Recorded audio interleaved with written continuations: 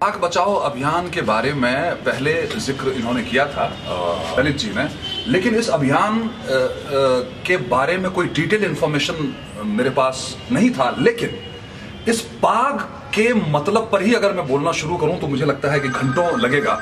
ये बेसिकली जैसे कि उन्होंने कहा कि ये एक तरह की इज्जत है और ये उस संस्कृति की इज्जत है जिस भूमि को ये बिलोंग करती है। इसीलिए जब हम इस पाक की बात करते हैं तो हम उन तमाम सांस्कृतिक धरोहर, उन तमाम सांस्कृतिक तत्वों को बचाने की बात करते हैं जो उस क्षेत्र से जुड़ा हुआ है, और ये पाक जो है उसी का द्योतक है।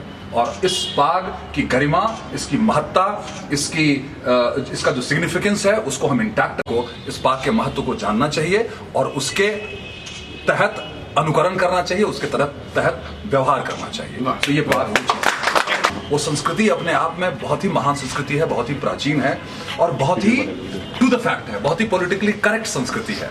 इसका मतलब यह नहीं कि दूसरी संस्कृति खराब है या दूसरी संस्कृति को मैं हे दृष्टि से देखता हूं, लेकिन मेरी संस्कृति कुछ ऐसी संस्कृति है जिसके तहत एक बड़े ही संतुलित जीवन की कल्पना की गई है और हम उसी के तहत जीते हुए आए हैं और वैसे ही हम जीते रहेंगे।